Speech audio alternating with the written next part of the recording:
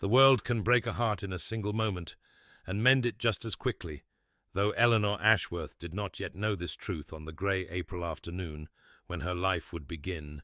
its slow, inexorable turn towards something she had long ceased to believe possible. The rain had stopped an hour before, leaving Hyde Park washed clean and glistening, the stones of the pathway dark with moisture, the leaves of the ancient oaks still heavy with droplets that fell like tears when the wind stirred their branches. Eleanor sat alone on a bench, partially hidden by shrubbery near the Serpentine, her grey dress marking her as a woman of reduced circumstances, though anyone who looked closely might have noticed the quality of its cut, the quiet elegance that poverty had not yet stripped from her bearing. She had come here because it was the anniversary of her father's death, because this was the path where Jonathan Ashworth had walked with her when she was a child, pointing out the ducks and the swans,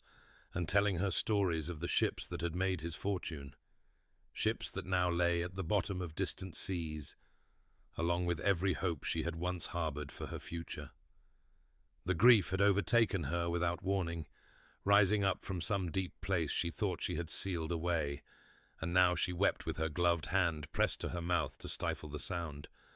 Her large grey eyes swimming with tears she could not stop, her chestnut hair beginning to slip from its careful chignon as her shoulders shook. She did not hear the approaching footsteps, did not notice the tall figure of the man walking with a small boy, until a child's voice, clear and carrying in the rain-washed air, pierced through her private sorrow. "Papa, why is that lady crying?" the boy asked, and Eleanor's head came up sharply, mortification flooding through her as she met the eyes of a stranger. "She looks like Mamma did in her portrait, but sadder." The man had frozen mid-stride, his hand still clasping his son's smaller one, and Eleanor found herself staring into eyes of such deep blue they appeared almost black, set in a face of severe aristocratic beauty, dark hair silvered at the temples, broad shoulders held with the rigid control of a man unaccustomed to displaying emotion. She knew him, or knew of him, as did everyone in society, for this was the Duke of Ashworth, the cold widower, the man whose first wife had died in scandal, and who had not smiled since, if the whispers were to be believed. Their eyes held for a long, suspended moment, and Eleanor saw something flicker in his gaze, something that might have been recognition of a kindred wound, before she rose abruptly, her cheeks burning with shame, and murmured an apology that came out barely above a whisper. She fled before he could speak, her boots splashing through puddles she did not see, aware only of the need to escape, to hide, to nurse her humiliation in private,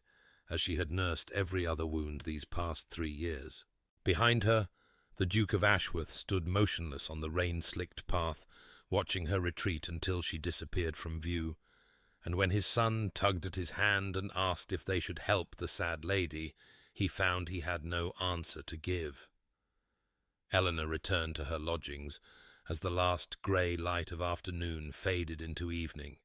her grey dress damp at the hem from puddles she had not bothered to avoid in her haste to escape the park, and Harriet Dalton was waiting for her at the door of their modest sitting-room, her sharp eyes taking in Eleanor's pallor, the tracks of tears still visible on her cheeks, the way her chestnut hair had slipped further from its careful chignon during her flight through the streets. "Come, child," Harriet said, her voice carrying that particular blend of briskness and tenderness that had been Eleanor's comfort since childhood, and she guided her former charge to the worn chair nearest the meagre fire, pressing a handkerchief into her trembling hands. The room was small, the furniture shabby but clean, the wallpaper faded to an indeterminate shade that might once have been rose or might once have been cream, and outside the single window the rain had begun again, pattering against the glass with a sound like whispered secrets, like tears falling on stone. Eleanor told Harriet everything, her voice steady despite the tremor in her hands, how she had gone to Hyde Park because it was the anniversary of her father's death, because Jonathan Ashworth had walked those very paths with her when she was a girl, pointing out the swans and telling her stories of the ships that bore his name across distant oceans, ships that now lay broken on foreign shores, along with every dream she had ever harboured. She told Harriet how the grief had overtaken her without warning, how she had wept on that bench like a child, and how she had been discovered in her weakness by a gentleman and his son, a small boy who had asked with innocent clarity why she was crying, who had said she looked sadder than his mother in her portrait. "The Duke of Ashworth," Harriet said quietly, and Eleanor nodded, fresh shame burning in her cheeks, for she had recognized him even through her tears. The cold widower whose tragic story was whispered in every drawing-room, and now he had seen her at her lowest, a weeping woman in a grey dress with nothing left to her name but her dignity, and she had lost even that. The conversation turned, as it always did in these dark evenings, to the circumstances that had brought them to these cramped rooms, to her father's death 6 months past, and the final collapse of the debts that had been mounting since the loss of his ships, to the sale of their home and the dispersal of their servants, and the slow, inexorable diminishment of everything Eleanor had once taken for granted. Harriet had stayed when she might have sought employment elsewhere, had refused any discussion of wages, had declared with characteristic firmness that she would not abandon the child she had raised simply because fortune had turned its face away. Their funds would not last another 3 months, Eleanor knew, and she had received one offer of marriage from an elderly merchant named Mr. Crane, who had made clear he wanted a decorative young wife and domestic convenience, whose eyes had lingered on her figure while he spoke of household management and wifely duties. She had refused him, though she wondered now if pride was a luxury she could no longer afford. "There was another offer once," Eleanor said, and her hand drifted to the hollow of her throat, 2 fingers pressing against the pulse that beat there, a gesture Harriet knew well. "Clarence Pemberton offered me pretty words and promises of devotion, and I believed everyone. 3 years ago, at the Hartwell Spring Ball, Eleanor had stood on the dance floor in a gown of pale blue silk, her father's fortune still intact, her future bright with possibility, and Clarence had approached her with that handsome face, those soft hands, that smile that never quite reached his eyes. "I find I must withdraw my offer of marriage, Miss Ashworth," he had announced, loudly enough for the surrounding couples to hear, his voice carrying over the music like a death knell. "Surely you understand. I cannot be expected to ally myself with a sinking ship, however pretty its figurehead." He had turned his back on her and walked away, leaving her standing alone as whispers erupted around her, as the floor seemed to tilt beneath her feet, as everything she had believed about love and loyalty crumbled to ash. "Not all men are mercenary," Harriet said gently, but Eleanor shook her head, her fingers finding the gold locket that hung hidden beneath her bodice, the locket that held her mother's portrait, the only treasure she had left. "I will not hope," she said, and her voice was quiet but certain, the voice of a woman who had learned her lessons in the cruelest of schools. "Hope is the cruelest wound of all." The Duke of Ashworth's London townhouse stood in Mayfair like a monument to generations of wealth and power, its stone facade grey and imposing in the pale morning light, and within its walls Henry Blackwell sat in his study 2 days after the encounter in Hyde Park, unable to concentrate on the documents spread before him, his mind returning again and again to grey eyes swimming with tears, to a face of quiet dignity even in distress, to the way she had fled from him, as though his very presence was an intrusion upon her private grief. He told himself it was merely Thomas who kept the memory alive,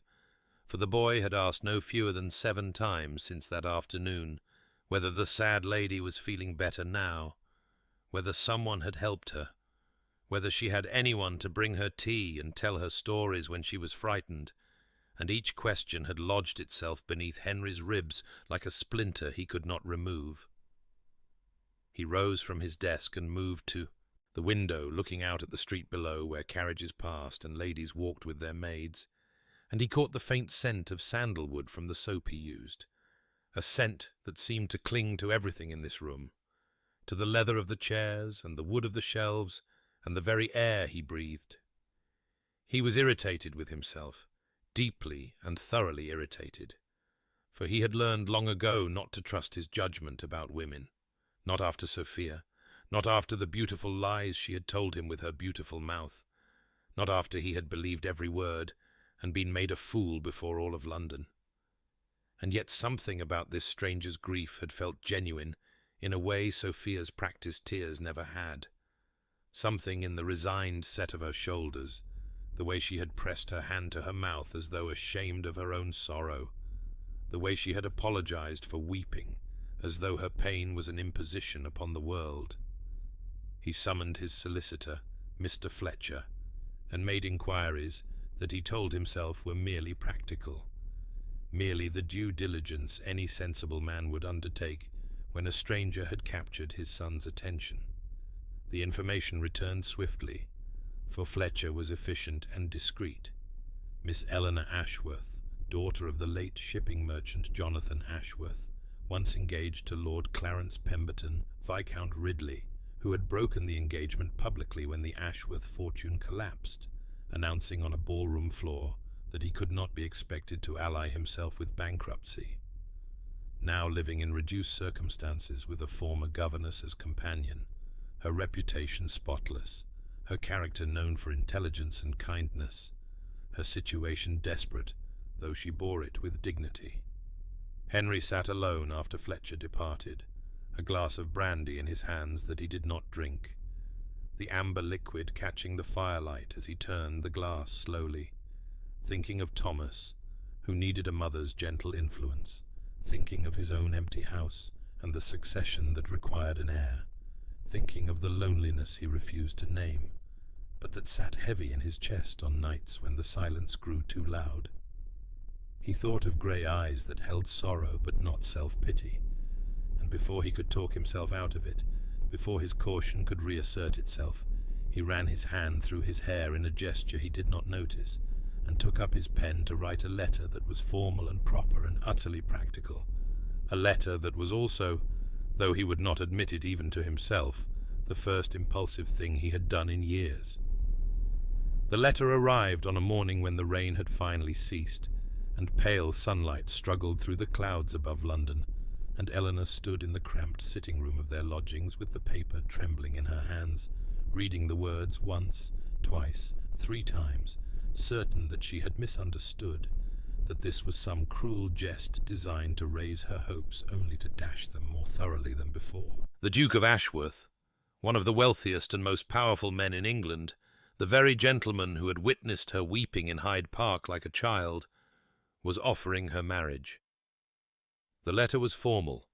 almost cold in its precision, each word chosen with the care of a man who did not waste syllables on sentiment. He stated plainly that he required a wife for practical reasons, a mother for his son, a mistress for his household, a duchess to manage the social obligations his position demanded. He did not speak of affection. He did not speak of love. He offered her his name, his protection, and his word that she shall never be made to feel small again. He requested a meeting to discuss terms, if she was amenable.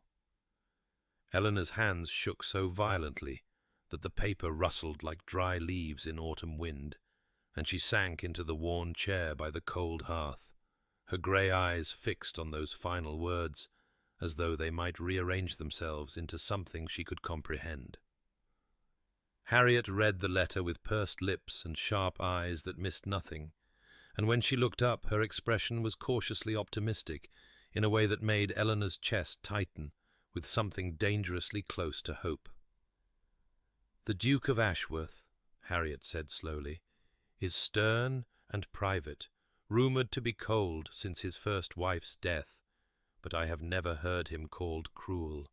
His reputation is one of honour if not warmth. She urged Eleanor to at least meet with him, to hear his terms, to consider what such an arrangement might mean for their future. Eleanor resisted, her fingers drifting to the hollow of her throat where her pulse beat too quickly, afraid of hope, afraid of another humiliation, afraid of standing before a powerful man and being found wanting once more. But practicality won,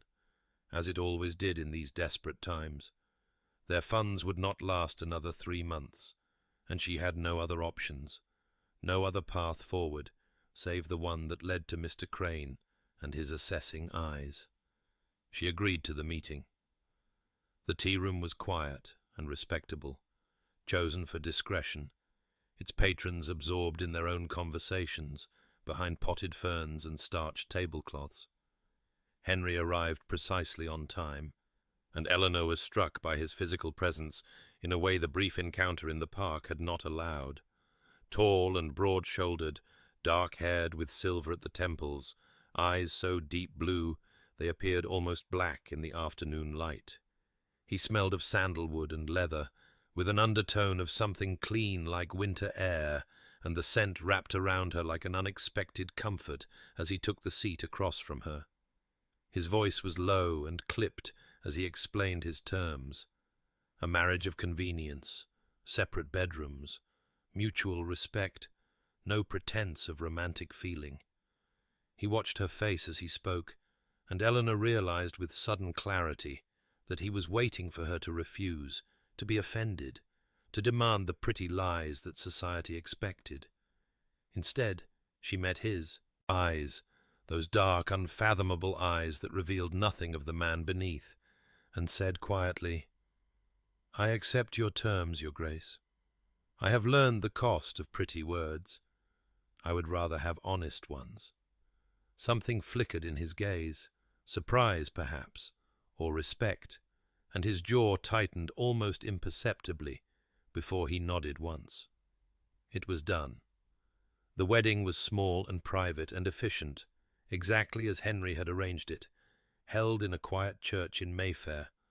where the morning light filtered through stained glass windows and cast patterns of gold and blue across the worn stone floor.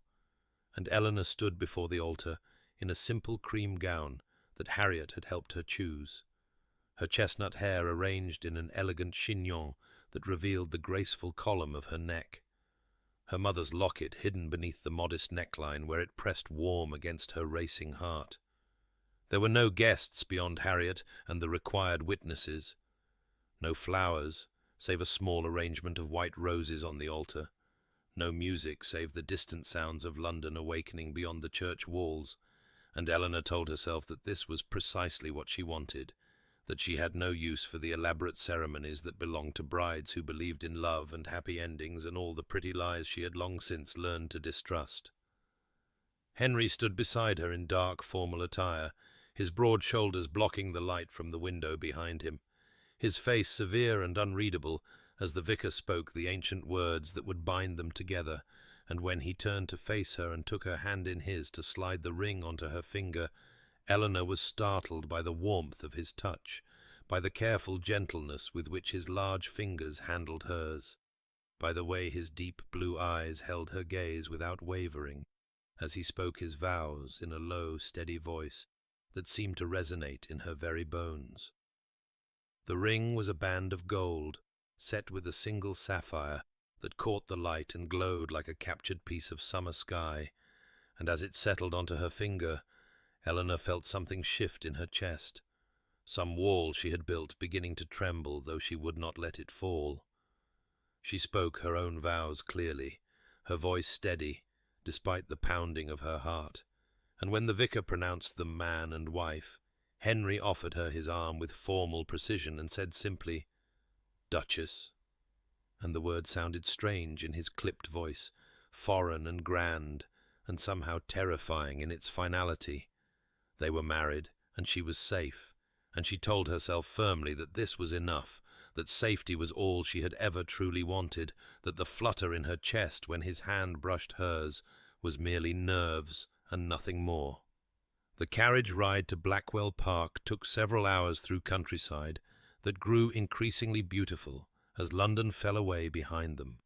Rolling hills and ancient forests and villages, with thatched roofs and church spires, reaching toward a sky that had cleared to pale spring blue, and Thomas sat with them in the carriage, bouncing with excitement as he chattered about his pony named Bramble and his nursery with its view of the lake and the gardens, where he was learning to identify every flower with the help of the head gardener, Mr. Shepherd. Henry answered his son's endless questions with a patience that surprised Eleanor, his voice softening almost imperceptibly when he spoke to the boy, his large hands gentle when he steadied Thomas against the swaying of the carriage, and Eleanor found herself watching him when she thought he would not notice, studying the way the silver at his temples caught the light, the way his jaw relaxed when Thomas made him almost smile, the way he looked out the window sometimes, as if seeing something beyond the passing countryside, something distant and unreachable and sad. He caught her watching once, their eyes meeting across the carriage, and neither looked away immediately, the moment stretching between them like a held breath until Eleanor felt warmth rise to her cheeks and turned hastily to the window, her heart beating too quickly, her fingers pressed to the hollow of her throat in the gesture she could not seem to break. Blackwell Park, when it finally came into view, took her breath away entirely, the estate spreading before them like something from a dream she had never dared to have. Rolling grounds of emerald green dotted with ancient oaks, whose branches reached toward the sky like supplicating arms, a grand house of honey-colored stone that glowed warm in the afternoon light, gardens stretching toward a distant lake that sparkled silver beneath the sun, and a conservatory whose glass walls glinted like diamonds against the darker green of the surrounding hedges. This was her home now, she realized with a shock that made her grip the edge of her seat, this vast and beautiful place where generations of Blackwells had lived and loved and died, where she would be mistress of more rooms than she could count, where servants whose names she did not yet know would look to her for guidance and direction. The enormity of it threatened to overwhelm her, to crush her beneath the weight of expectations she was not certain she could meet. And when the carriage finally stopped before the great front doors, and Henry descended first to hand her down, his grip on her elbow was steady and warm and somehow reassuring, his touch lingering a moment longer than strictly necessary before he released her and stepped back. Harriet, arriving in the second carriage with the luggage, observed this small exchange with sharp eyes that missed nothing, and later, when they were alone in the suite of rooms that would be Eleanor's private domain, she said quietly, "Mark my words, child, that man has not looked at anyone the way he looks at you. He may not know it yet, but he will." The gardens of Blackwell Park unfolded before Eleanor like a living tapestry 3 days after her arrival, and she walked the gravel paths with Thomas's small hand tucked trustingly in hers as he chattered about every bush and bloom they passed, pointing out the pond where he had once caught a frog,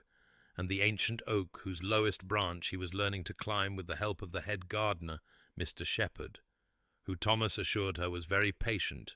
and never scolded even when he slipped. Eleanor found herself charmed by the boy's openness, by the way he shared his small kingdom without reservation or guile, and she recognized in his eager face something of the child she herself had once been, before disappointment had taught her to guard her heart behind walls of quiet dignity and measured words.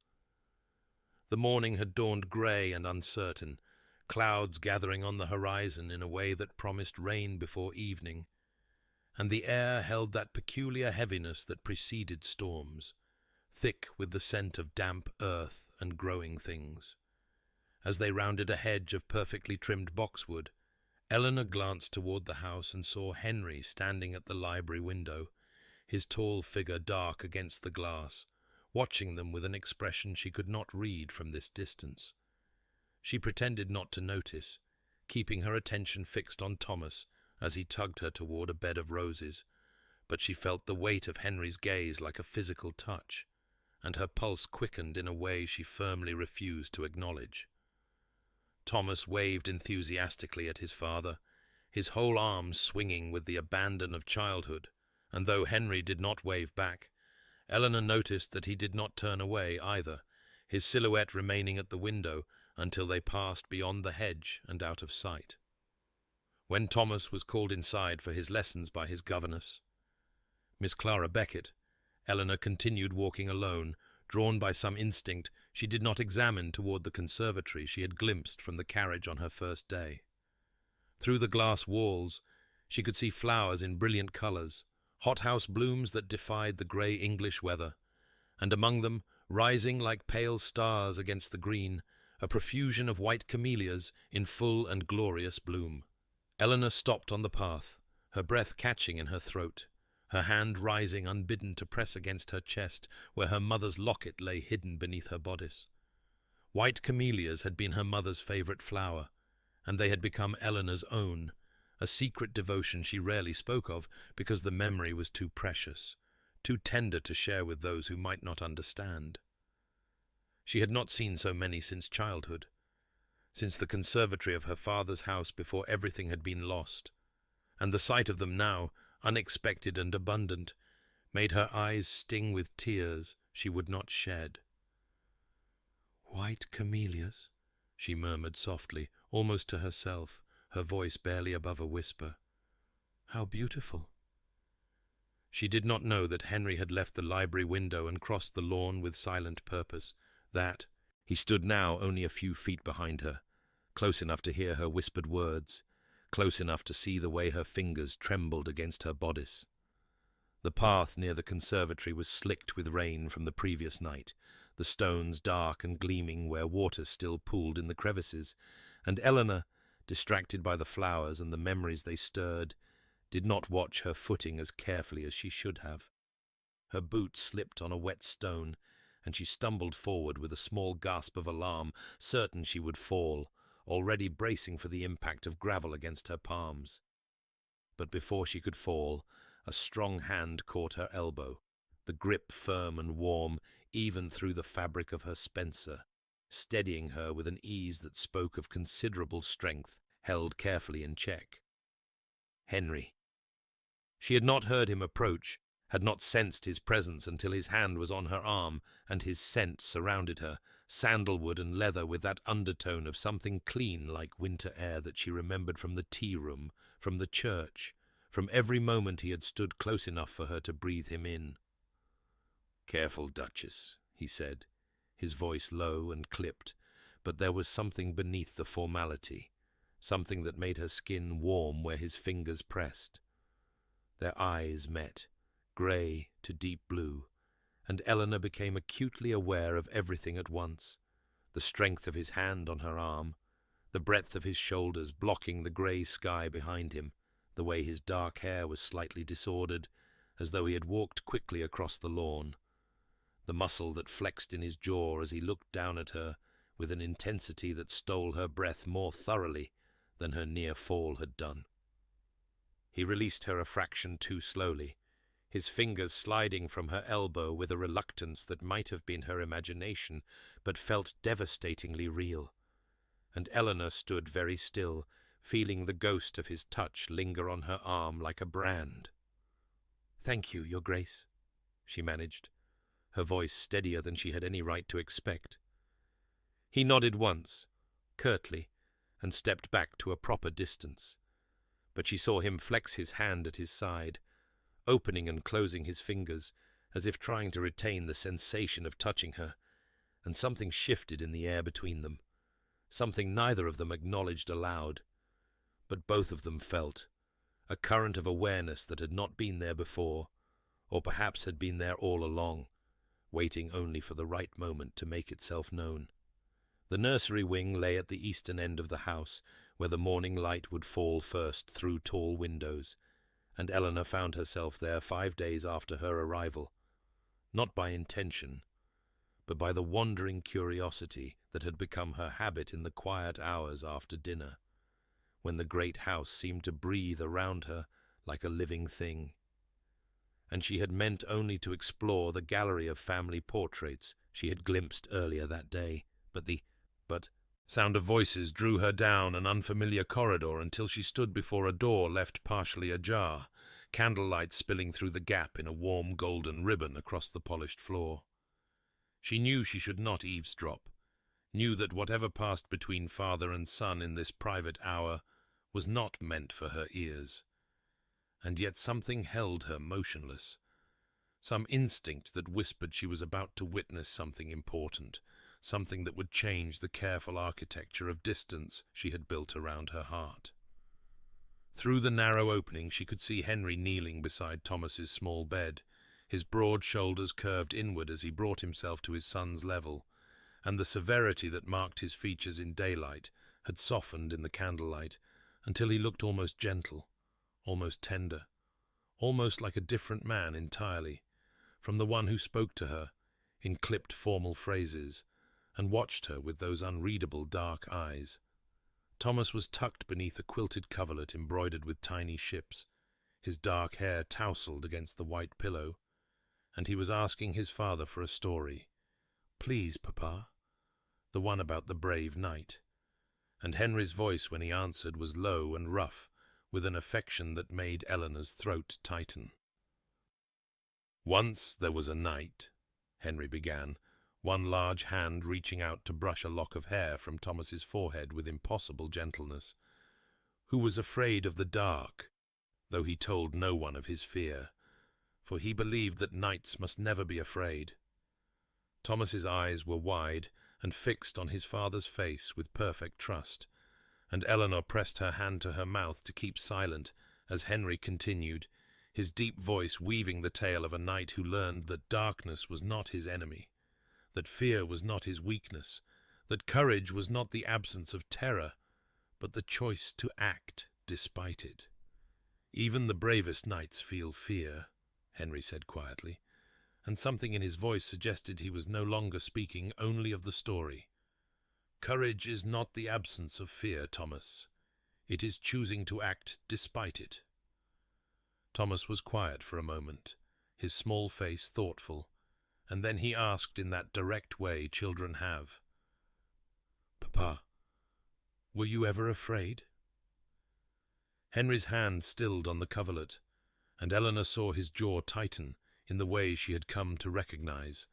the way that meant he was suppressing something too large to speak. "Every day," he said finally, his voice barely above a whisper, "when you were small and your mother was gone, I was afraid I would fail you." Eleanor's eyes filled with tears that spilled hot down her cheeks before she could stop them, and she pressed harder against her mouth, her chest aching with something she could not name, something vast and tender and terrifying. This was not the cold duke that society whispered about, not the stern and distant husband who had offered her a practical arrangement devoid of feeling. This was a man who loved his child with a depth that stole her breath, who admitted to fear and failure with an honesty that shattered every assumption she had made about him. She retreated silently before either could discover her presence, her slippered feet making no sound on the carpet as she fled to her own sitting room where the fire burned low and her book lay abandoned on the chair where she had left it hours ago. She sat before the flames, but did not see them, her mind filled instead with the image of Henry kneeling beside his son, his voice gentle, his hand tender, his heart so clearly capable of love that she wondered how she had ever believed him cold.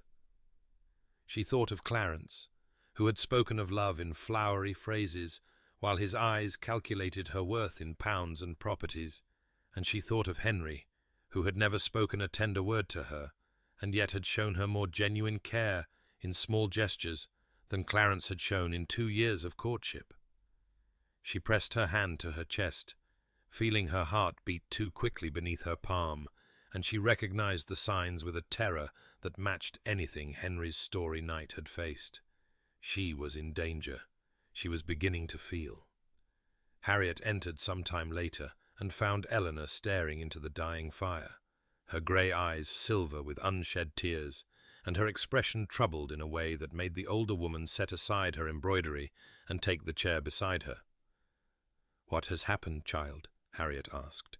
and Eleanor, unable to keep the secret, told her what she had witnessed,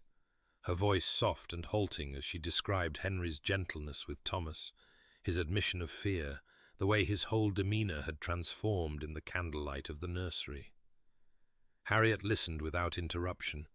her sharp eyes seeing far more than Eleanor's words revealed,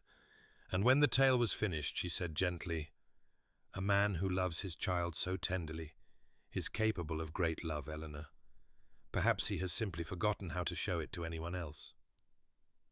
Eleanor shook her head, her hand drifting to the hollow of her throat in the gesture she could not seem to break. "I cannot afford to hope, Harriet. We agreed to a practical arrangement. He does not want my heart."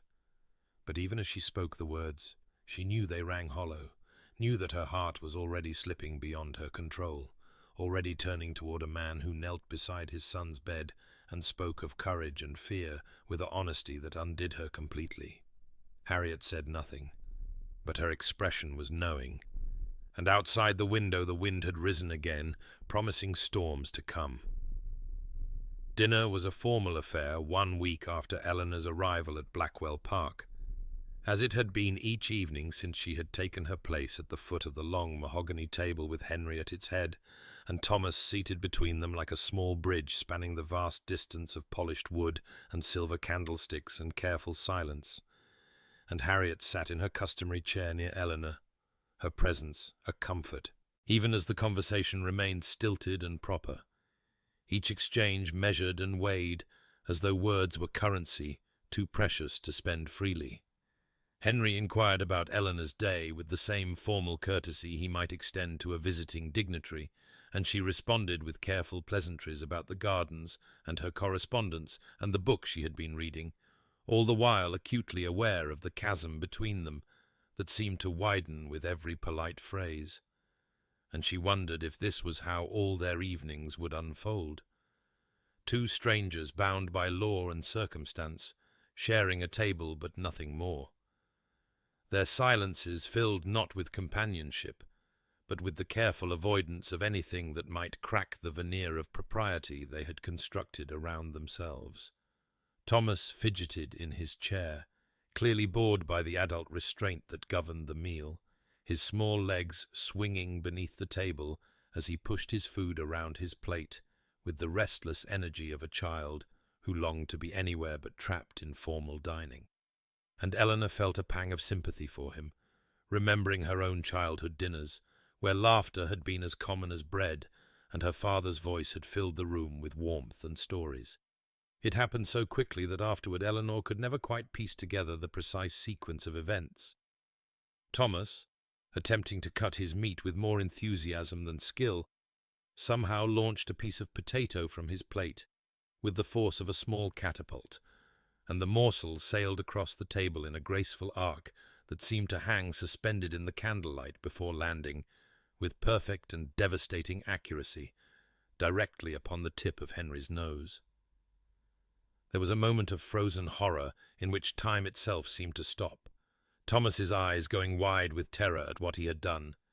Eleanor's hand flying to her mouth in shock, even Harriet stiffening in her chair, as though bracing for the storm that must surely follow. And Henry's expression was utterly unreadable, his dark blue eyes fixed on some middle distance as the potato balanced absurdly on his aristocratic nose. Then Thomas, unable to contain himself despite his fear, let out a small giggle that he immediately tried to swallow. And something broke loose inside Eleanor, something that had been locked away for years behind walls of dignity and sorrow, and the careful control she had learned was necessary for survival, and she laughed, a real laugh, unguarded and musical, and utterly beyond her power to stop, the sound spilling from her like water from a broken dam, and she pressed her hand harder against her mouth, but it did nothing to stem the tide of mirth that shook her shoulders and brought tears to her eyes. Henry stared at her across the length of the table, the potato still perched ridiculously on his nose, and something extraordinary happened. The corner of his mouth curved upward just slightly, just enough to transform his severe features into something almost boyish, almost warm. And his eyes, when they met hers, were not the deep black of his guarded moments, but the clear summer blue she had glimpsed only in rare and precious instances. He removed the potato from his nose with immense dignity, setting it carefully on the edge of his plate as though it were a matter of no consequence whatsoever. But his eyes remained fixed on Eleanor's laughing face with an intensity that made her breath catch even through her mirth. And she saw in his expression something she had never seen directed at her before, something that looked almost like wonder. After dinner, they retired to the drawing-room, where the fire crackled warmly against the rising wind outside, and Thomas was permitted to stay up late as a reward for providing such memorable entertainment. Settling himself on the carpet near the hearth with his collection of toy soldiers, while Eleanor and Henry took chairs that were, she noticed, closer together than they had ever sat before, close enough that she could smell the familiar sandalwood and leather of him, close enough that if she reached out her hand, she might almost touch his sleeve. Harriet observed from across the room with her embroidery forgotten in her lap, her sharp eyes missing nothing of the changed atmosphere between husband and wife, and Eleanor felt the weight of that knowing gaze, but could not bring herself to care, not when Henry turned to her and said quietly, his voice pitched low enough that only she could hear, "You have a lovely laugh, Duchess. I had not heard it before." The warmth that bloomed in Eleanor's chest at his words was almost painful in its intensity, and she found herself tilting her head slightly to the right as she answered, her grey eyes warming to silver in the firelight.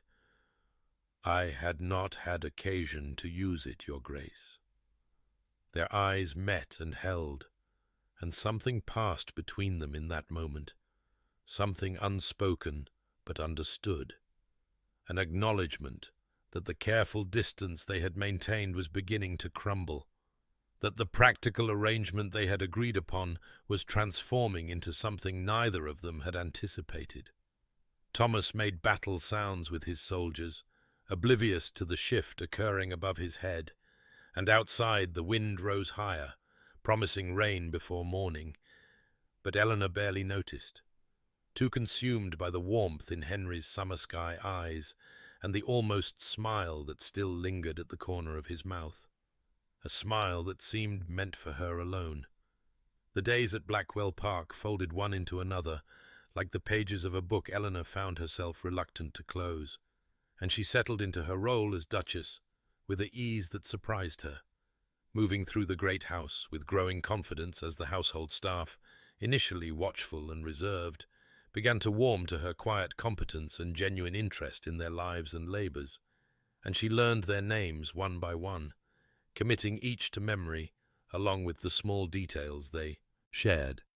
The housekeeper, Mrs. Morton's daughter, who was expecting her first child, the footman, James, whose mother was ill in the village, the cook, Mrs. Henley, whose receipt for apple tart had won prizes at the harvest fair for 3 years running, and Eleanor found that remembering these things cost her nothing, but brought such visible pleasure to those she spoke with that she wondered why anyone would choose to do otherwise. And she did not know that Mrs. Morton had confided to Harriet one afternoon over tea in the housekeeper's sitting room that the new Duchess was nothing like the last one, that one never learned a single servant's name in all her years here, treated us like furniture, she did. But her Grace, she sees us. She truly sees us. And Harriet had smiled and said nothing, but felt a fierce pride in the girl she had raised from childhood. The small moments accumulated like snowfall, each one slight in itself, but together forming something substantial and undeniable. And Eleanor began to notice that Henry appeared at breakfast each morning now, though she had learned from Mrs. Morton that he had previously taken that meal alone in his study for years, and he would look up from his correspondence when she entered and nod in greeting, and sometimes he would ask her opinion on matters of the estate, tenant disputes that required delicacy, charitable donations to the village church and school. improvements to the cottages that housed the families who worked his lands, and he listened to her answers with genuine attention, his dark blue eyes fixed on her face as she spoke, and she found herself thinking more carefully about her responses, because he seemed to value them, seemed to weigh them as worthy of consideration, and this was a gift she had not known she craved until it was given. One morning she mentioned in passing, almost without thinking, that she found the morning room rather chilly despite the fire, and she thought nothing more of it until that afternoon, when she entered to find that a new fire screen had been installed, positioned to better direct the warmth toward the chair she favored, and the chair itself had been replaced with one upholstered in deep blue velvet, softer and more comfortable than its predecessor, and Henry said nothing about it when she saw him at dinner, did not even glance at her when she sat in her usual place at the foot of the table, but she touched the soft velvet of her new chair and felt her heart turn over in her chest with something that felt dangerously like tenderness. She spent an afternoon in the library some days later, losing herself in the poetry she had always loved, and she found a volume of Wordsworth bound in worn leather that fell open naturally to a familiar poem, and she read aloud softly, thinking herself entirely alone in the quiet room with its smell of old books and beeswax, her voice barely above a whisper as she spoke the words she had loved since girlhood. A perfect woman, nobly planned, to warn, to comfort and command. And she did not know that Henry had paused outside the door on his way to his study, that he stood motionless in the corridor, with his hand gripping the doorframe until his knuckles whitened, his eyes closed as he listened to her voice give life to verses that seemed to describe everything he had not known he was seeking. And when she finished and silence fell, he slipped away before she could discover him. But later that evening, when she returned to the library, she found the book had been moved to a small table beside her favorite chair, a silk ribbon marking the page she had been reading, and she told herself it meant nothing, that a servant must have tidied it, that she was foolish to imagine otherwise. But that night she dreamed of blue eyes warming to the color of summer sky, and she woke with her hand pressed to her racing heart, and the certain knowledge that she was losing a battle she had never intended to fight. The storm announced itself long before it arrived, the afternoon sky darkening to the color of bruised plums as clouds gathered above Blackwell Park with the weight of something inevitable. And by the time evening fell, the wind had risen to a howl that rattled the windows in their frames and sent the servants scurrying to secure shutters and check the fires, and Eleanor found herself restless in a way she could not name, pacing her sitting room, while Harriet watched with knowing eyes, until finally she declared she would seek a book from the library to settle her mind, though in truth she did not know what she sought, only that the storm outside seemed to echo something turbulent within her own chest. The library was not empty when she arrived, though she had expected it to be at this late hour, and she paused in the doorway when she saw Henry standing at the tall windows with his back to the room, his figure silhouetted against the flash of lightning that split the sky, and there was something in the set of his shoulders, something in the stillness of his posture, that made her hesitate on the threshold, as though she had stumbled upon a private grief. A glass of brandy sat untouched on the table beside his usual chair, amber liquid catching the firelight, and he did not turn when she entered, though she knew he was aware of her presence, knew it in the way his spine straightened almost imperceptibly, and when he spoke his voice was rough in a way she had never heard it, stripped of its usual clipped formality. "Storms kept Sophia awake," he said, and the name hung in the air between them like smoke, the first time he had spoken of his first wife directly to Eleanor, and she remained still in the doorway, scarcely breathing, sensing that something important was unfolding in this storm-dark room. She hated them, said they made her feel trapped, and I would sit with her through the night while she wept and raged, believing myself a devoted husband, believing that my presence brought her comfort, laughed a sound utterly without humour, and lightning flashed again, illuminating the hard line of his jaw. "I was a fool, Duchess, the greatest fool in England, and I did not even know it." Eleanor moved into the room slowly, drawn by his pain despite her better judgment, and she lowered herself into the chair beside his, close enough that she could smell the familiar sandalwood and leather of him, close enough that if she reached out she might touch his sleeve. But she did not reach out, only waited as the storm raged beyond the windows, and Henry stood motionless before the glass. When he spoke again, his voice was barely above a whisper, halting and rough as though each word cost him something precious, and he told her of Sophia, of her beauty and charm that had dazzled London society,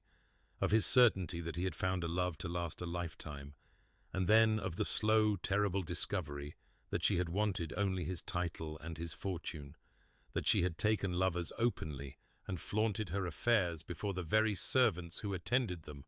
that she had laughed at his pain when he confronted her and told him he was naive to expect fidelity from a woman who had married for position. "When she died," he said, and his hands gripped the armrest of the chair he had finally lowered himself into, knuckles white with the force of his grip. "When the carriage overturned on the road to Dover, where she was fleeing with her latest paramour, I felt not grief, but relief. And then such shame for feeling relief that I thought it might destroy me." He did not look at Eleanor as he spoke, his eyes fixed on some middle distance, and she watched the muscle flex near his ear as he fought for composure. "I failed to see her true nature. I trusted my judgment, and I was wrong. I have not trusted it since." The silence that followed was filled with the sound of rain lashing the windows and thunder rolling across the sky, and Eleanor sat very still, her heart aching with a tenderness she had not known she possessed, and when she spoke her voice was quiet but steady. "You were not wrong to love, Your Grace. You were wrong to love someone who could not love in return, and that is not a failure of your judgment, but a failure of her character, not yours." Henry turned to look at her then, and in the flash of lightning that illuminated the library, his eyes were not the deep black of his guarded moments, but the aching blue of summer sky. And something passed between them in that charged silence, something that made Eleanor's breath catch in her throat. "You are kind, Duchess," he said, his voice rough with emotion he could not quite suppress. "Kinder than I deserve." Eleanor shook her head, her grey eyes silver in the firelight. "You deserve kindness, Your Grace, perhaps more than you know." They sat together as the storm raged on, not touching, not speaking, but the silence between them was not empty. It was full of understanding, of shared wounds, of something growing in the space between two guarded hearts that neither of them dared to name. The month at Blackwell Park had passed like a dream, from which Eleanor was reluctant to wake, each day unfolding with a quiet contentment she had not known since childhood, and though she would not permit herself to name the feeling that had taken root in her chest, she recognized its shape in the way she found herself listening for Henry's footsteps in the corridor, in the way her heart lifted when he appeared at breakfast each morning, with his dark hair still damp from washing, and his deep blue eyes seeking hers across the table before he remembered to guard his expression. And she had grown accustomed to the rhythm of their days together, the walks in the gardens where Thomas ran ahead, and she and Henry followed at a slower pace with their shoulders nearly touching, the evenings in the library where the fire crackled, and he read his reports, while she read poetry, and their silences were no longer awkward but companionable,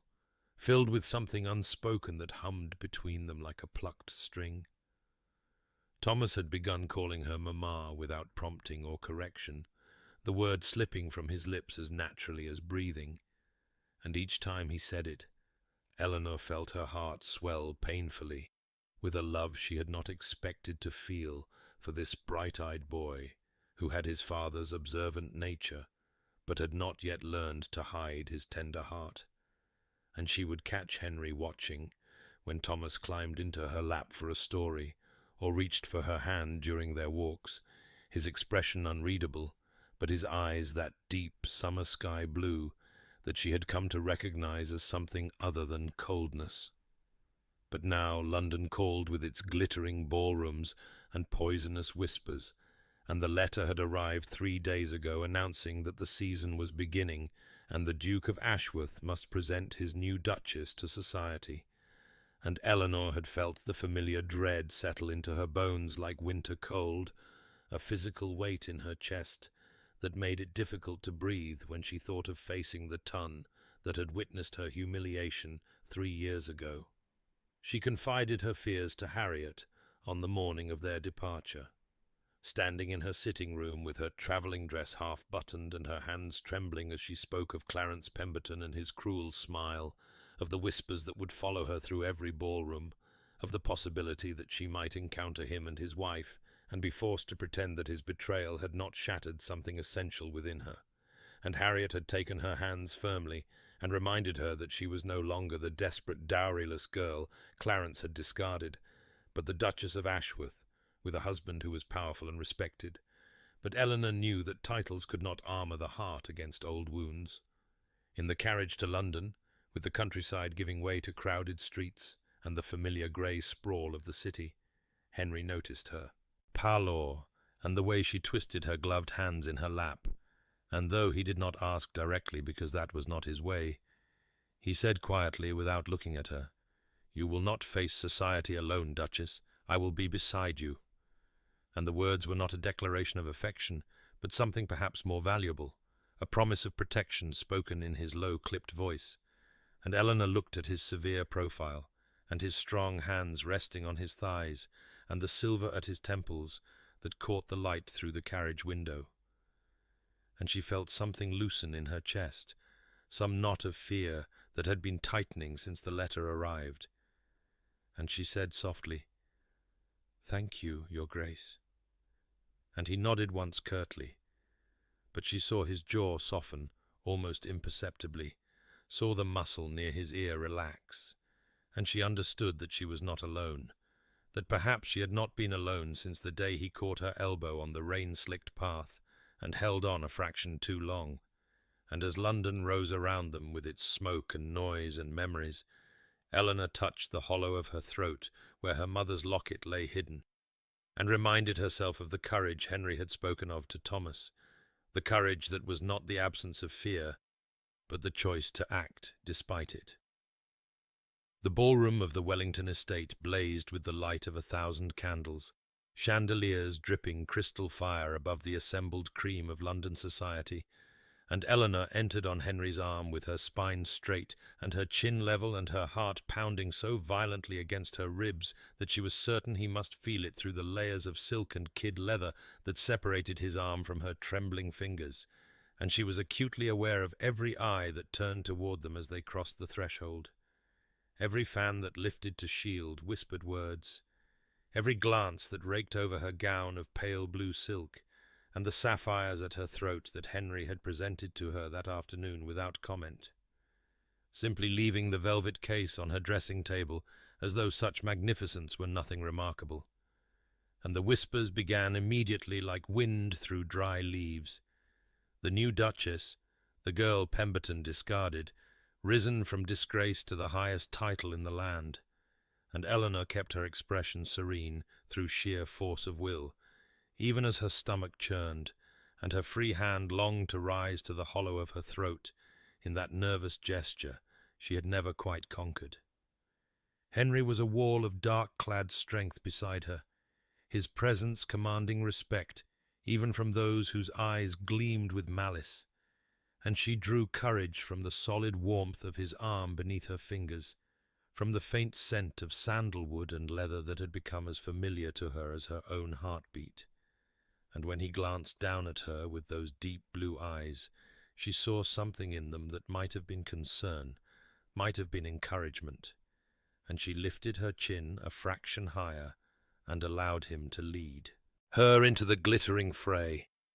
They navigated an hour of introductions and congratulations, of curtsies and bows and murmured pleasantries, and Eleanor performed her role with the quiet dignity that had always been her armour, accepting compliments on her gown and her jewels and her remarkable fortune with gracious murmurs, while society matrons assessed her worth, and young debutantes eyed her position with barely concealed envy, and through it all Henry remained at her side, his hand covering hers on his arm, his presence a silent declaration that she was under his protection, and Eleanor began to believe that perhaps she might survive this evening after all. Then she saw him, and the fragile peace she had constructed shattered like glass beneath a careless heel. For Clarence Pemberton was approaching through the crowd with his golden hair gleaming in the candlelight, and his handsome features arranged in an expression of exaggerated courtesy that did not reach his pale blue eyes, and behind him trailed Lady Augusta with her sour expression and her magnificent diamonds and her obvious dissatisfaction with everything around her. And Eleanor felt her blood turn to ice in her veins as 3 years of carefully buried humiliation rose up to choke her. Clarence bowed with elaborate formality, his soft manicured hands making elegant gestures that seemed to mock the very notion of respect. And he addressed Henry first, with the deference owed to a duke, before turning to Eleanor with a smile that curved like a blade, and when he spoke his voice carried just far enough for the surrounding guests to hear, as it had carried that terrible night at the Hartwell Spring Ball, when he had destroyed her before all of London. "Your Grace," he said to her, making the title sound like an insult, "how unexpected to find you risen so high. I confess I never imagined such a transformation possible for Miss Ashworth. Or should I say the Duchess now? Tell me, does the Duke know he married damaged goods, a woman whose own father's debts—" But he did not finish the sentence, for Henry stepped forward with a movement so swift and controlled that it seemed almost leisurely, placing himself between Clarence and Eleanor like a shield of flesh and bone and barely contained fury. And when he spoke, his voice was low and controlled and utterly deadly, carrying with the precision of a man who intended every word to be heard and remembered. "Lord Pemberton, I gave my word that my wife would never be made to feel small again. I intend to keep it." The words fell into a spreading silence as nearby conversations died and fans stilled, and every ear strained to catch what the cold Duke would say next. And Henry continued in that same terrible measured tone. "You discarded a woman of intelligence and dignity and worth because you lacked the character to see beyond a balance sheet. That failure was yours, not hers, and now you stand before me in my presence insulting the Duchess of Ashworth." His eyes were black ice, his jaw set like granite, and Eleanor watched Clarence's face drain of colour as the full weight of the Duke's displeasure settled upon him like a physical blow. "You are not welcome in any house where I am received. You are not welcome to speak to my wife, or to look at my wife, or to speak her name. If I hear that you have done so, I will ensure that every door in England closes to you. Do I make myself clear?" Clarence stammered something that might have been an apology or a protest, his handsome face ugly now with fear and resentment, and he bowed jerkily and retreated through the crowd that parted before him like water before a sinking stone. And Lady Augusta followed with her diamonds flashing, and her expression twisted with something that might have been bitter envy or might have been reluctant respect, as she cast one last glance at Eleanor over her shoulder. The whispers that rose in their wake were of a different tenor now, awed and speculative. The Duke defended his Duchess, the Duke loves his wife, and Eleanor stood frozen with tears pricking her eyes and her heart so full she thought it might burst from her chest. And when Henry turned back to her, his expression had softened almost imperceptibly, the ice in his eyes thawing to that summer sky blue she had come to treasure, and he offered her his hand with a formality that could not quite hide the tenderness beneath. "Shall we dance, Duchess?" he asked, as though nothing of consequence had occurred, as though he had not just destroyed a man's social standing to defend her honour, and Eleanor placed her trembling hand in his and allowed him to lead her onto the floor where the orchestra was beginning a waltz, and as his arm came around her waist and his hand engulfed hers, and they began to move together through the candle-lit splendor of the ballroom, she allowed herself for the first time to believe that she might matter to him, that the practical arrangement they had made might have become something far more precious. And when she looked up into his face and found him watching her with an intensity that stole her breath, she knew with sudden devastating certainty that she was no longer in danger of falling in love with her husband, for she had already fallen, completely and irrevocably, and there was no climbing back. The carriage ride back to the London townhouse passed in a blur of lamplight and shadow, and Eleanor sat beside Henry in a silence that hummed with everything unspoken, her heart still racing from the dance they had shared, from the way his hand had rested at the small of her back as he guided her through the waltz, from the warmth in his eyes when he looked down at her that was nothing like the cold Duke society whispered about. And when they arrived, and he handed her down from the carriage, his fingers lingered on hers for a breath longer than propriety demanded, and she felt the ghost of his touch all the way up the stairs to her private sitting room where Harriet was waiting with tea and sharp, knowing eyes. Eleanor sank into the chair by the fire, still wearing her pale blue silk and the sapphires that felt warm against her throat, and she pressed her hand to her chest where her heart refused to slow its frantic beating. And Harriet watched her for a long moment before setting down her embroidery and saying in that practical voice that had guided Eleanor through every trial of her life, "A man who defends you before the world, child, has already declared himself. The words are merely formality." And Eleanor shook her head, even as tears pricked her eyes, because she wanted so desperately to believe it, and yet could not quite allow herself to hope, not when hope had wounded her so deeply before, not when she had sworn to herself that she would accept security and companionship and expect nothing more. But the memory of Henry's voice, low and deadly as he destroyed Clarence Pemberton with nothing but words and the weight of his displeasure, would not leave her, nor would the image of his face when he turned back to her and offered his hand to dance, as though he had not just upended her entire understanding of their arrangement. And she touched the hollow of her throat where her mother's locket lay hidden beneath the sapphires, and whispered, "He made me a promise, Harriet. He said I would never be made to feel small again, and he kept it. But that does not mean—" She could not finish the sentence because she did not know what it did not mean, did not know anything any more except that her heart had betrayed her completely, and she was in love with her husband, wholly and irrevocably, and the knowledge was both terrifying and exhilarating in equal measure. A soft knock came at the door, and Eleanor's breath caught as Henry's voice, low and rough in a way she had never heard it, said through the wood, "I wanted to ensure you were well, Duchess. The evening was eventful." And she rose on trembling legs and crossed to the door and opened it to find him standing in the hallway with his cravat loosened and his dark hair slightly dishevelled, as though he had run his hand through it, that gesture she had come to recognize as suppressed emotion, and his deep blue eyes searched her face with an intensity that made her pulse stutter. "I am well, Your Grace," she managed, her voice barely above a whisper. "Thanks to you." And something flickered in his expression, something that looked almost like longing before he shuttered it away, and he nodded once and said, "Sleep well, Eleanor," using her Christian name for the first time since their wedding, and the sound of it on his lips was sweeter than any endearment Clarence had ever offered. And then he was gone,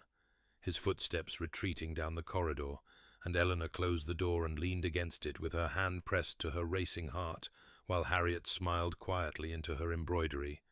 and said nothing at all.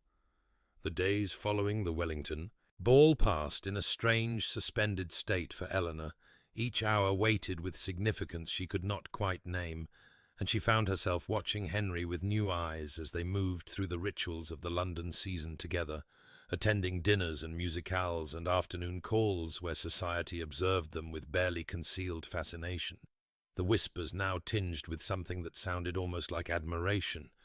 for the tale of the Duke's defence of his Duchess had spread through drawing-rooms and clubs like wildfire,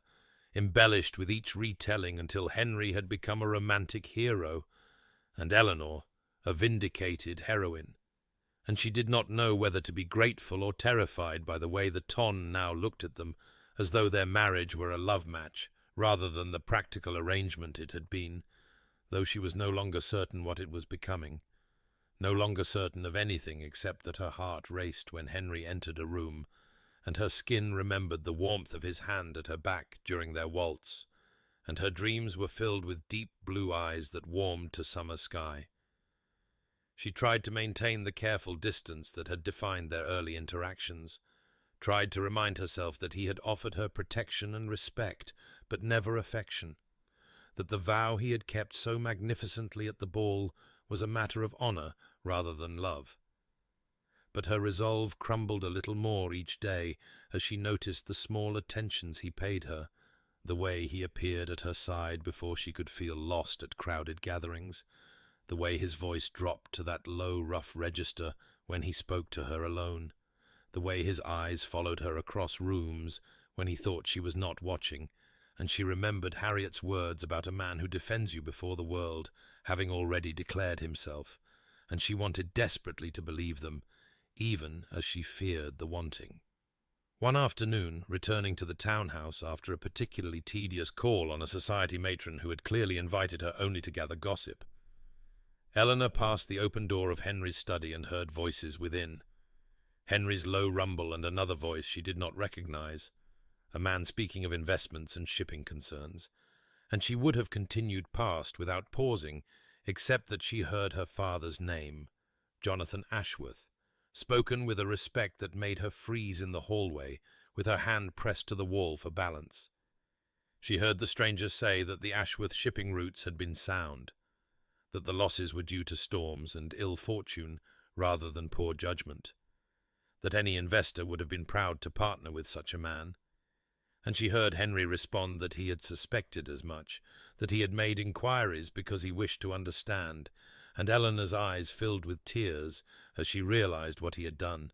that he had investigated her father's business not to confirm her shame, but to understand her history, to know her, and the knowledge was almost too much to bear. She retreated before she could be discovered, her heart pounding against her ribs, and when she reached her sitting room, she stood at the window looking out at the grey London sky, and allowed herself for one terrifying moment to hope, to truly hope, that Henry Blackwell might be capable of loving her as she had come to love him. The unexpected encounter came 3 days after Eleanor had overheard the conversation about her father, and she was still carrying the warmth of that discovery close to her heart, like a secret talisman when she found herself face to face with Lady Augusta Pemberton in the withdrawing room of Lady Hartwell's afternoon musicale, a gathering Eleanor had attended only because Henry had been called away on urgent business and she had promised to represent them both. And now she stood frozen as Clarence's wife approached her, with an expression that was neither the sneer Eleanor had expected, nor the bitter envy she had witnessed at the Wellington ball, but something altogether more complicated, something that looked almost like weary recognition. Lady Augusta was beautiful in the cold, polished way of a marble statue, her golden hair perfectly arranged, her gown impeccable, her jewels worth more than Eleanor's father had earned in his best year, and yet there was a tightness around her eyes, a brittleness to her composure, that spoke of unhappiness worn like a second skin, and when she spoke her voice was low enough that the other ladies clustered near the pianoforte could not hear. "Your Grace," Lady Augusta said, and the title held no mockery, only a kind of tired acknowledgment. "I find I must speak with you, though I confess I do not know quite what I wish to say. Perhaps only that I have watched you these past weeks, watched the way your husband looks at you when he thinks no one is observing, watched the way you have risen from the ashes of the disgrace my husband visited upon you, and I find myself thinking thoughts I never expected to think." Eleanor's hand drifted to the hollow of her throat, that familiar gesture of uncertainty, but she did not retreat. did not look away from the sharp intelligence in Lady Augusta's pale eyes, and after a moment she said quietly, "What thoughts are those, Lady Pemberton?" The other woman's laugh was soft and bitter as winter wind. "That you escaped him, your Grace, that whatever pain he caused you that night 3 years ago, it was a mercy. Compared to the alternative, I was not so fortunate, though I thought myself so clever at the time, so triumphant when I secured his proposal and his title and his handsome face. I did not understand then that a man who values only gold will never see the woman who wears it, will never offer anything but the cold comfort of purchased things." Eleanor felt something shift in her chest, a loosening of old anger, old hurt, as she looked at this woman who had everything Eleanor had once envied, and nothing. Eleanor now possessed no warmth, no tenderness, no husband who remembered small details and acted on them without acknowledgment, no husband who defended her before the world and called her by her Christian name in the quiet of the hallway, and she found herself reaching out to touch Lady Augusta's gloved hand with a gentleness that surprised them both. "I am sorry," Eleanor said, and meant it. "I am sorry for us both, for what he took from each of us in different ways." And Lady Augusta's eyes glistened for just a moment before she blinked the moisture away and straightened her spine and became once again the cold, polished wife of Viscount Ridley. But something had passed between them, an understanding, a shared recognition of wounds that had shaped them differently, but come from the same source. And when Eleanor returned to the townhouse that evening, she found Henry waiting for her in the drawing-room, his dark eyes searching her face with that intensity that still made her pulse stutter, and she told him of the encounter, of the strange, sad connection she had forged with the woman who had married the man who had destroyed her. And Henry listened in silence,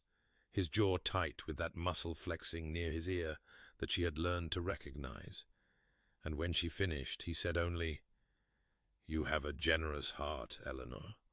more generous than most would be in your place." And the way he said her name, low and rough with something that sounded almost like wonder, made her breath catch and her grey eyes warm to silver with the hope she could no longer deny. The storm that had been threatening all day broke over London that evening with a fury that rattled the windows of the townhouse and sent servants scurrying to check the shutters. And Eleanor sat alone in the library where she had retreated after dinner,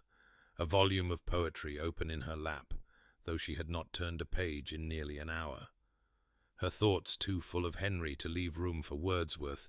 too full of the way he had said her name the night before, the way his voice had dropped to that rough, tender register that she had come to recognize as something he reserved for her alone.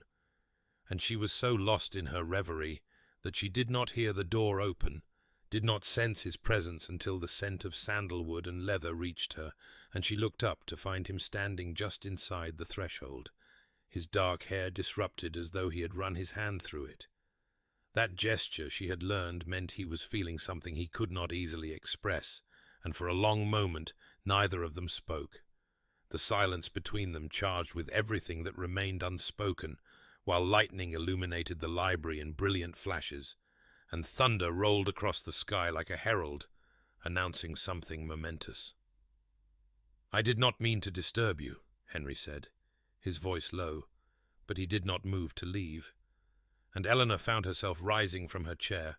the book sliding forgotten to the cushion, her heart beating so violently she was certain he must hear it even above the storm. "You are not disturbing me," she said, and her voice came out steadier than she had expected, though her hand drifted to the hollow of her throat in that unconscious gesture of uncertainty, and she saw his eyes follow the movement, saw something flicker in their depths that made her breath catch. He crossed the room toward her with the deliberate stride of a man who had made a decision, and when he stopped before her, he was close enough that she could see the silver threads at his temples, close enough that the warmth of him reached her through the space between them, and when he spoke his voice was rough with emotion. She had never heard from him before. "I find I cannot continue as we have been," he said, and Eleanor's heart plummeted even as it raced, certain he meant to send her away, certain that she had imagined everything. But then he continued, his words halting as though each one cost him something precious. "I find that the arrangement we made is no longer sufficient, that I have come to want things I swore I would never want again, that I have come to feel things I believed myself incapable of feeling, and I do not know how to speak of such things, Eleanor. I have never known how to speak of them,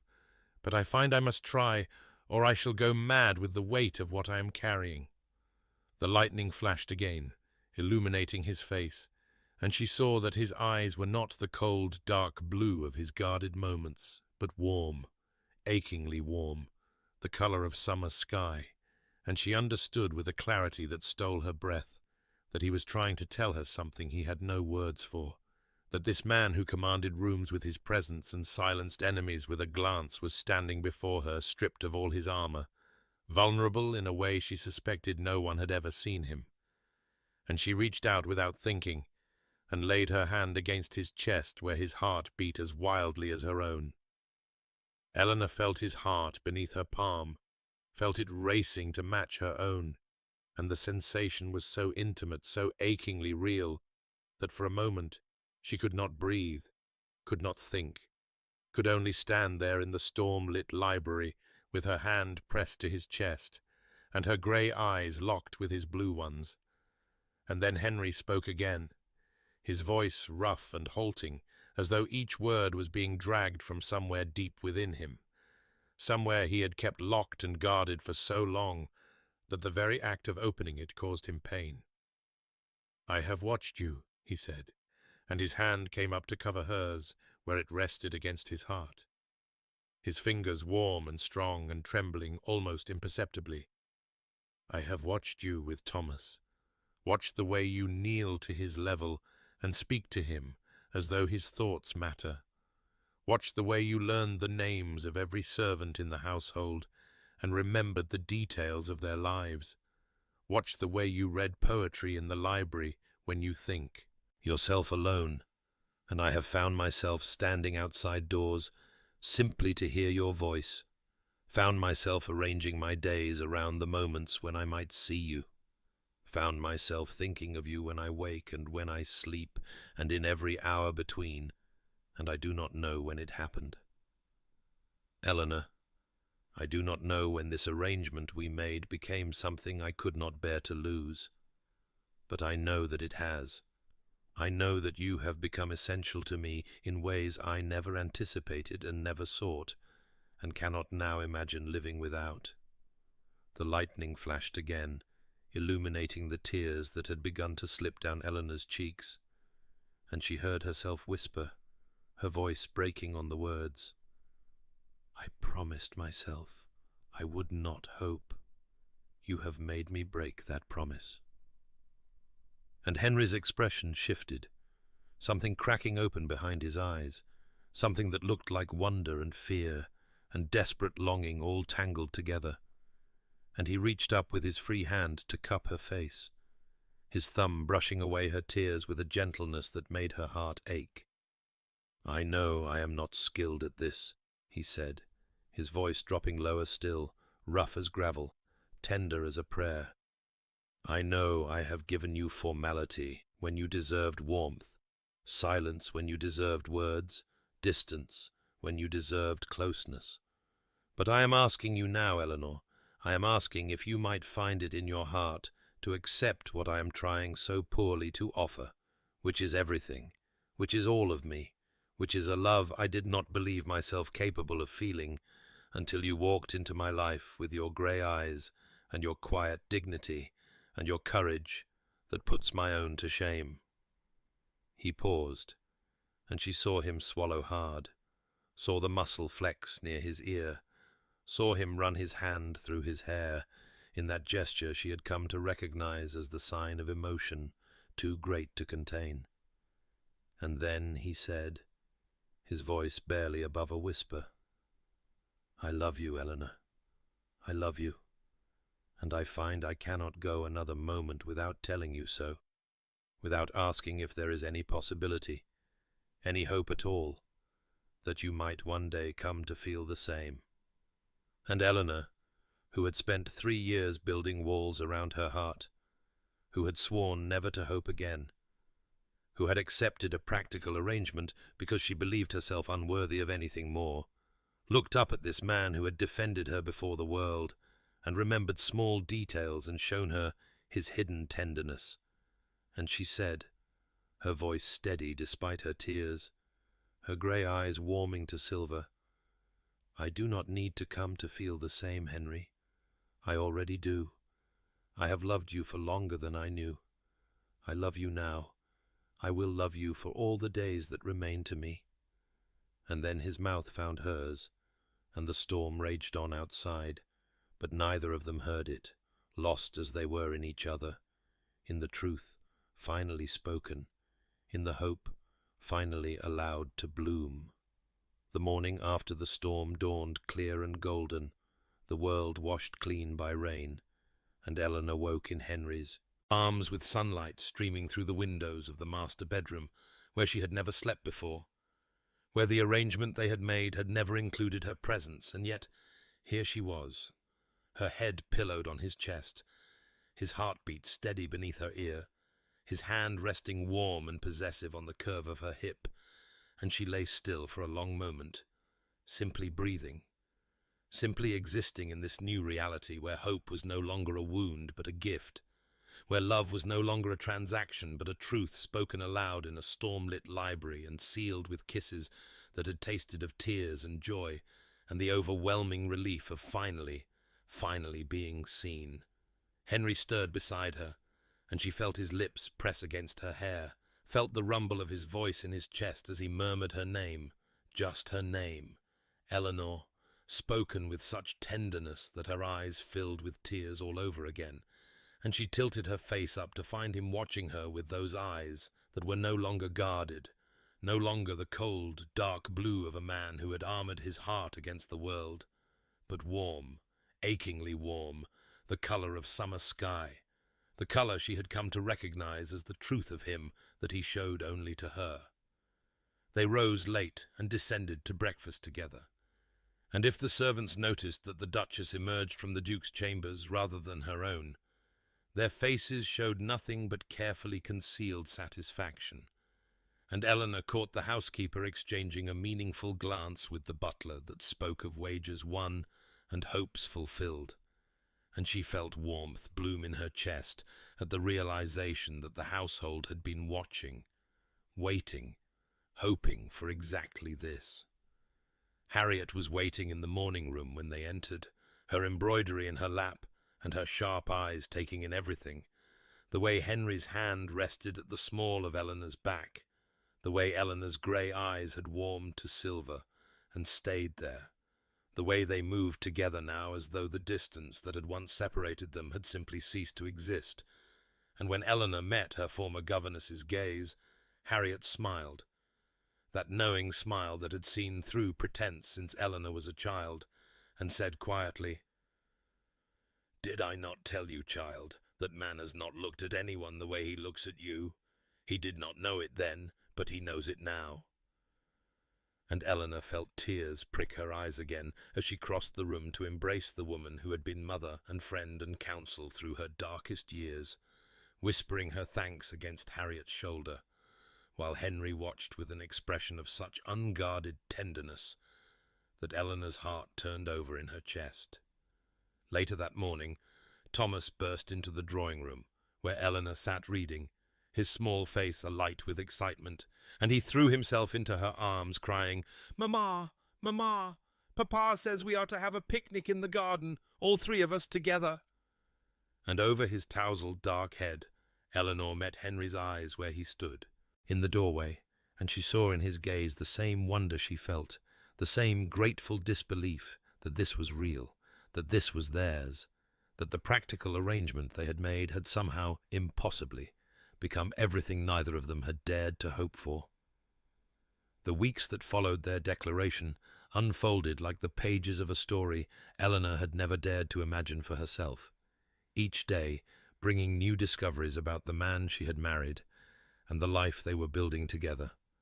And she found herself marveling at how completely everything had changed while remaining, in its essential nature, exactly the same. For Henry was still the man who showed his love through action rather than flowery words. Still the man who remembered small details and acted upon them without acknowledgement. Still the man whose jaw tightened when he suppressed emotion and whose hand ran through his dark hair when he allowed himself to feel. But now these gestures were accompanied by others, by the brush of his fingers against hers when they passed in hallways, by the way he would pause in doorways simply to look at her as though memorizing her face, by the low murmur of her name, spoken like a prayer, when they lay together in the darkness of the master bedroom that had become their shared sanctuary. The season continued around them,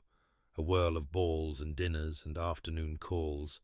and Eleanor navigated it all with a confidence she had not known she possessed, her spine straight and her chin level, not from practiced dignity born of necessity, but from the genuine assurance of a woman who knew herself loved, who knew that the man beside her would step between her and any threat, social or otherwise, without hesitation or regret. Society watched them with fascination, the whispers now carrying a different tenor entirely, for the tale of the Duke's defence of his Duchess had spread through London's drawing rooms like wildfire, embellished with each retelling until it had achieved the status of legend, and wherever Eleanor went she felt the weight of curious gazes, some envious, some admiring, all acknowledging that the girl Clarence Pemberton had discarded had risen not merely to a title, but to something far more rare and precious, a marriage that appeared, against all expectation, to be a genuine love match. Thomas flourished in the warmth of their happiness, his small face bright with the security of a child who knows himself surrounded by love. And Eleanor found herself treasuring the moments when the three of them were together, Henry's severity softening as he watched his son,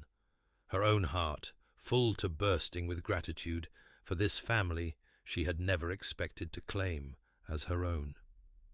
Harriet observed it all with the knowing satisfaction of a woman whose predictions had proven true, and one afternoon, finding Eleanor alone in the morning room of the London townhouse, she settled into the chair beside her former charge and said quietly, her sharp eyes gentle with affection, "You have become the woman your mother always hoped you would be, child. Not merely a duchess, but a woman who knows her own worth, and has found a man worthy of her heart." And Eleanor felt tears prick her eyes as she reached for the locket that rested against her skin. The locket that now held not only her mother's portrait, but a pressed white camellia, placed there by Henry's own hands on a morning when he had found her in the conservatory and had said, his voice rough with the emotion he still struggled to express, that he wanted her to carry something of their life together, close to her heart always. The years that followed wrote themselves across the pages of Eleanor's life in ink of gold and silver, in the laughter of children, and the quiet moments of a love that only deepened with time. And as she stood one autumn afternoon in the garden of Blackwell Park, with the afternoon light slanting through the ancient oaks, and the scent of rain-washed earth rising around her, she marvelled at how completely the world had transformed since that grey April day, when she had wept alone on a bench in Hyde Park, never imagining that sorrow would prove to be the doorway to joy. Thomas was 12 now, tall and serious like his father, but with a warmth that came more easily to him, and he stood beside his younger siblings in the garden, helping little Catherine gather fallen leaves, while baby William toddled between them on unsteady legs. And Eleanor watched them with a heart so full she thought it might overflow, these children who called her mother, this family she had never dared to dream would be hers. Henry emerged from the house and crossed the lawn toward her, and even after all these years, the sight of him still made her breath catch, the silver at his temples more pronounced now, the severity of his features softened by the happiness that had become his constant companion. And when he reached her side, he did not speak, but simply took her hand, his fingers intertwining with hers in that gesture that had become as natural as breathing, and together they watched their children play in the golden light. She thought sometimes of Clarence Pemberton, who had grown bitter and small in his loveless marriage, whose name was spoken in drawing-rooms with pity rather than respect, and she felt not triumph but something closer to gratitude, for his cruelty had set her on the path that led to Henry, and she could not regret any step of a journey that had brought her here. The locket still rested against her heart, her mother's portrait now accompanied by the pressed camellia Henry had placed there, and she touched it sometimes when she needed to remember how far she had come, from the girl who had vowed never to hope, to the woman who had learned that hope was not a wound, but a gift, not a weakness, but a courage, not a foolish dream, but the very foundation of a life well lived. Henry lifted her hand to his lips, pressing a kiss to her fingers, and when she looked up at him, she saw in his eyes the same wonder she felt, the same grateful disbelief that this was real, that this was theirs, that love had found them both when they had ceased to look for it, and had proven itself not in grand declarations, but in the accumulation of ordinary moments, in morning light and evening fires, in the weight of a child's hand and the warmth of a shared silence, in the simple, profound miracle of being truly known and truly loved. Thank you for walking this path with Eleanor and Henry, for believing in love that grows from respect and trust, for understanding that the deepest happiness often comes not from the fulfillment of our expectations, but from the grace of discovering something far better than we ever dared to imagine.